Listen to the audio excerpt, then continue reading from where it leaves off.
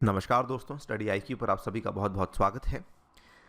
जब दुनिया एक वैक्सीन के करीब आ चुकी थी, जब लोगों की लाइफ, लोगों का जीवन was returning back to normal and जब इकोनॉमीज वापस से रिकवर करने लगी थी, वापस से बाउंस बैक करने लगी थी, सडनली कोरोना वायरस में एक इतनी तगड़ी म्यूटेशन हुई जिसके चलते पूरा विश्व एक बार फिर से हिल चुका है। अगर हम बात करें जो कल हमें देखने को मिला in the stock markets of the world, in the economies of the world, और फिर से नए लॉकडाउन्स लगाए गए, तो ये वही चीज़ एक बार फिर से रिपीट हो रही है जो मैं कहूँगा मार्च में या फिर हमें अप्रैल में कई सारे देशों में इस साल देखने को मिली थी। क्लियरली एक चीज़ जो कि श्योर है, जिसको हम देख के कह सकते हैं कि कोरोना वायरस म्यूटेट हो रहा है। लेकिन इस पूरी म्यूटेशन का हमारे लिए क्या मतलब है, ठीक है। इस वीडियो में हम आपके साथ डिस्कस करेंगे कि what are the various sides जो कि अब बनती जा रही हैं। कई सारे लोग ऐसे होंगे जो राइट नाउ कंफ्यूज होंगे, कई सारे लोग ऐसे होंगे जो राइट नाउ सोच रहे होंगे कि शायद दुनिया फिर से एक बार उस टाइप के लॉकडाउन में जाने वाली है जैसे कि हम पहले जा चुके थे। लेकिन एट द सेम टाइम जितनी ही डार्क साइड यहाँ पर हो, कई सारे लोग और कई सारे साइंटिस्ट यहाँ पर एक ब्राइट साइड की तरफ भी देख रहे हैं, जिसको कि मैं कहता हूँ द साइड ऑफ होप। तो दोनों ही चीज़ों को समझना बहुत ज़रूरी है कि what is the dark side right now, what is the bright side right now, and also कि अब जब कोरोना वायरस म्यूटेट कर रहा है तो we as citizens, we as people, हमें क्या करने की आवश्यकता है। चलिए स्टार्ट करते हैं। बहुत कुछ जानने को मिलेगा इस वीडियो में। मेरा नाम है अनिरुद्ध। यदि आप इस लेक्चर की पीडीएफ को डाउनलोड करना चाहते हैं तो मेरे टेलीग्राम चैनल से कर सकते हैं। इसके अलावा सोशल मीडिया पे भी आप मेरे साथ जुड़ सकते हैं। स्टडी आईक्यू ऐप को डाउनलोड कर सकते हैं फ्रॉम गूगल प्ले स्टोर, और ऐप पे चल रही है क्रिसमस की सेल।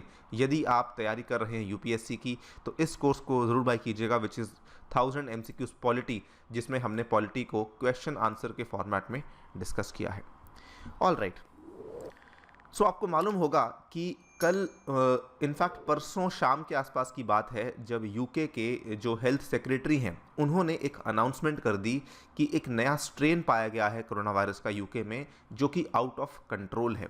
ये राइट साइड पे जो आप मैप देख पा रहे हैं, ये यूके का एक पॉलिटिकल मैप है, और इसमें यहाँ पे अगर आप ध्यान से देखें, साउथ ईस्टर्न यूके में एक जगह है जिसका नाम है केंट।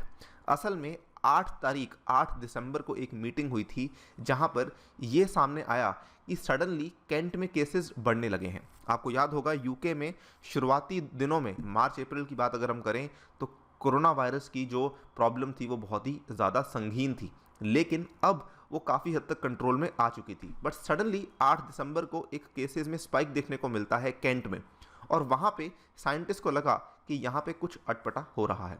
तो इसी चीज़ की जांच करने के लिए जब उन्होंने उस स्ट्रेन को समझा, उस स्ट्रेन को देखा, तो उनको पता लगा कि ये एक नया स्ट्रेन है जो कि अभी तक यूके में देखने को नहीं मिला था, जिसके चलते ये चिंता काफ़ी बढ़ चुकी थी। आप देख सकते हैं UK health secretary Hancock says new Covid mutation is out of control, और ये अनाउंसमेंट वैसे तो परसों शाम को हो चुकी थी, और ये उसके बाद कई सारी मीडिया एजेंसीज उसको कवर करना शुरू कर दिया था। इनफैक्ट जैसे ही अनाउंसमेंट हुई उसके इमीडिएटली बाद जब इन्होंने कहा कि COVID mutation is out of control, London was once again declared under lockdown. और इस बार जिस तरह का लॉकडाउन हुआ था, ये कहा जा रहा था कि जो मार्च में लॉकडाउन हुआ था उससे भी ज़्यादा स्ट्रिक्ट लॉकडाउन इस बार डिक्लेयर किया गया था। पीएम जॉनसन, जो यूके के पीएम बोरिस जॉनसन जी हैं, उनका जो स्टेटमेंट था, उन्होंने कहा था, when the virus changes its method of attack we must change our method of defence, कि अगर वो हमला करने का तरीका बदल रहा है तो हमें अपने आप को बचाने का तरीका भी अब बदलना होगा।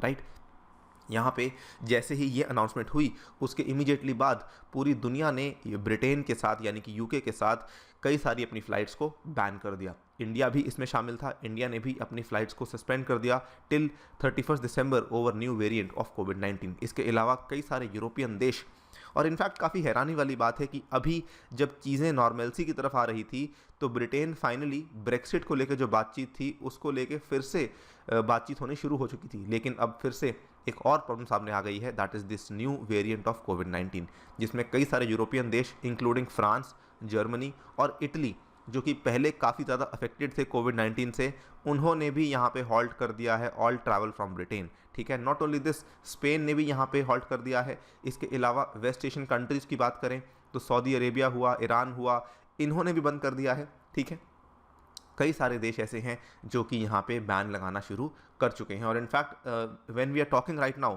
मैं समझता हूँ कि ऑलमोस्ट सभी देशों ने बैन लगा दिया होगा जिनकी भी यूके के साथ कनेक्टिविटी यहाँ पे बनी हुई थी, right.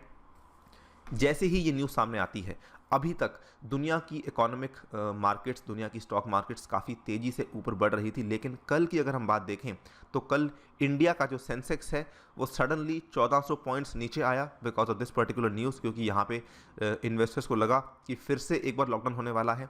Not only this, not only Sensex, अगर आप देखें यूरोपियन मार्केट्स में भी काफ़ी बड़ी गिरावट देखने को मिली। इनफैक्ट इवन यूनाइटेड स्टेट्स की मार्केट्स, डाउ जोन्स ने भी कहाँ पे काफ़ी बड़ा टंबल देखने को मिला because of this particular fair of corona virus, right. खैर, ये तो था कि ये न्यू स्ट्रेन जो आया है ये किस तरीके से दुनिया इसको लेकर रिएक्ट कर रही है, लेकिन अगर हम इसको समझें तो देखिए अभी चिंता का विषय तो ज़रूर है, इसमें कोई दो राय नहीं है। अगर हम पहले बात करते हैं कि what is the dark side, what is the confusing side, everybody right now is very very confused कि अगर ये इसी तरीके से म्यूटेट होता रहा तो क्या हम कभी भी अपनी नॉर्मल लाइफ में वापस नहीं जा पाएंगे, जो कि जनवरी फरवरी तक थी। अगर हम इंडिया में देखें तो एवर सिंस मार्च, इवन दो अनलॉक्स हुए हैं, लेकिन स्टिल मैं समझता हूँ कई सारे एरियाज़ में लोग ऐसे भी हैं जहाँ पर अभी भी सिचुएशन वैसी ही है। महाराष्ट्र के कई सारे हॉटस्पॉट एरियाज़ हैं और इनफैक्ट मतलब एंडलेस चीज़ें हैं जिनको कि हम यहाँ पे जिनका ब्यौरा करना मुश्किल है। लेकिन अगर हम देखें जो कन्फ्यूजिंग साइड बेसिकली क्या है, यहाँ पे देखिए एक एवोल्यूशनरी बायोलॉजिस्ट हैं, एक साइंटिस्ट हैं जिनका नाम है जेसी ब्लूम, और ये काम करते हैं सियाटल में at the Fred Hutchinson cancer research centre. इन्होंने क्या कहा है, it's a real warning that we need to pay closer attention. इन्होंने ये भी कहा है, certainly these mutations are going to spread and definitely the community we need to monitor these mutations and we need to characterize which ones have effects। तो इन्होंने ये भी कहा है कि चिंता का विषय ज़रूर है, ये म्यूटेशंस फैलने वाली हैं और हमें जो हमारी साइंटिफिक कम्युनिटी है हमें इन म्यूटेशंस की निगरानी रखनी ही होगी, ठीक है। फर्दर बात करें, इन्होंने यहाँ पे एक और उन्होंने नहीं कि एक और इन्फेक्शियस डिजीज़ के एक्सपर्ट हैं मूगे सेविक। इन्होंने कहा है the British variant has about 20 mutations, और ये इतनी सारी म्यूटेशंस हैं हमें ये नहीं मालूम कि कौन सा म्यूटेशन ऐसा होगा जिसकी वजह से ये वायरस रेप्लिकेट करेगा, यानी कि डुप्लीकेट करेगा और ज़्यादा तेज़ी से फैलेगा। सो अगेन ये कन्फ्यूजन जो है, कहीं ना कहीं साइंटिस्ट भी इस चीज़ को लेकर कन्फ्यूज हैं, और यदि साइंटिस्ट कन्फ्यूज होते हैं तो इमेजिन कीजिए कि आम जनता के ऊपर क्या प्रभाव पड़ता होगा। फर्दर बात करें, यहाँ पर इन्होंने सेविक ने ऐड ये भी किया है कि अगर मान लीजिए कि जो ग्रेटर ट्रांसमिसिबिलिटी का एस्टिमेट है, अगर हम अंदाज़ा लगाएं कि जो नया म्यूटेशन है वो माना जा रहा है कि शायद 70% मोर ट्रांसमिसिबल हो, ठीक है, यानी कि उसका जो ट्रांसमिट होने का रेट है, जिसको हमने, आपको याद होगा R0 की हमने बात की थी when we were in the beginning days of corona virus. हमने आपको समझाने के लिए बताया था कि एक इंसान से कितने इंसानों को हो सकता है कोविड-19। ये माना जा रहा है कि जो ये नया वाला म्यूटेशन है शायद ये 70% मोर ट्रांसमिसिबल है। But at the same time क्योंकि ये लोग भी कंफ्यूज हैं, ये लोग बोल रहे हैं कि ये जो अंदाजे लगाए जा रहे हैं ये केवल मॉडलिंग के आधार पर लगाए जा रहे हैं, इनकी कंफर्मेशन नहीं हुई है लैब एक्सपेरिमेंट्स में। इसका मतलब कहीं ना कहीं ये लोग इस चीज़ को लेकर श्योर नहीं है कि एग्जैक्टली इसका ट्रांसमिसिबल रेट कितना होगा। फर्दर अगर बात करें, जब ब्रिटेन की अनाउंसमेंट हुई, जिस तरीके से उन्होंने अनाउंसमेंट की कि ये आउट ऑफ कंट्रोल है, कुछ साइंटिस्ट का ये भी मानना था कि शायद जितनी भी वैक्सीन आप निकाल लो, अभी आपको मालूम होगा दुनिया भर में वैक्सीन आने वाली थी। एस्टीमेट्स लगाए जा रहे थे कि क्रिसमस वैक्सीन आएगी, नए साल पर वैक्सीन आएगी, या फिर जनवरी के पहले हफ्ते में वैक्सीन आ जाएगी। इवन भारत में कहा जा रहा था कि फरवरी तक वैक्सीन आनी शुरू हो जाएगी। लेकिन कुछ ब्रिटेन की अनाउंसमेंट के बाद कुछ लोग ये बोलने लगे कि शायद ये जो नया वायरस है, ये जो नया म्यूटेशन है, it will become resistant to the vaccines. This was the biggest concern, क्योंकि आप अंदाज़ा लगाइए पिछले 6-7 महीने की मेहनत, डॉक्टर्स जिस तरीके से काम कर रहे हैं, साइंटिस्ट जिस तरीके से काम कर रहे हैं, उनको लगा कि अब वायरस म्यूटेट हो चुका है और अब फिर से वही सारी ट्रायल्स फिर से करनी पड़ेंगी। इनफैक्ट कुछ वरीज ये भी थी कि अगर हम मल्टीपल वैक्सीन्स भी यूज़ करेंगे उसके बावजूद भी शायद ये वायरस को नहीं मार पाएगा, बिकॉज वायरस जो है वो इम्यून हो चुका है टू वेरियस एंटीबॉडीज़, जिसके चलते उसके ऊपर कोई प्रभाव नहीं पड़ेगा।